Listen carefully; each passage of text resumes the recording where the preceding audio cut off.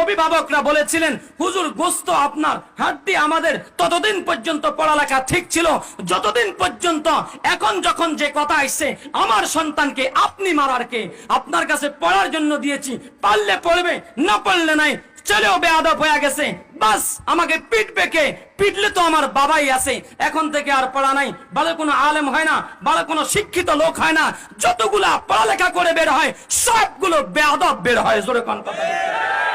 এই জন্য এই বেয়াদব গুলো বর্তমানে কোরআন হাদিস আর ইসলামের বিরুদ্ধে কথা বলে। জোরে কোন কথা ঠিক কিনা? বাংলাদেশের এক কলেজের প্রফেসর উনি ঘোষণা দিয়েছেন, কলেজেই যদি পড়তে হয় বোরকা কেন, পর্দা কেন, কলেজে যারা পড়বে তারা বোরকা পরে আসার দরকার নাই, আর বোরকা পরে আসলে কলেজে আসার দরকার নাই। আমরাও তোমার মতো এই লুচ্চা প্রফেসরকে জানায় দেই, তোর মতো প্রফেসর আমাদের কলেজে দেখার দরকার নাই, তুই এই বেশ্যাখানার মধ্যে যা দারোয়ানের চাকরি নাও। আল্লাহ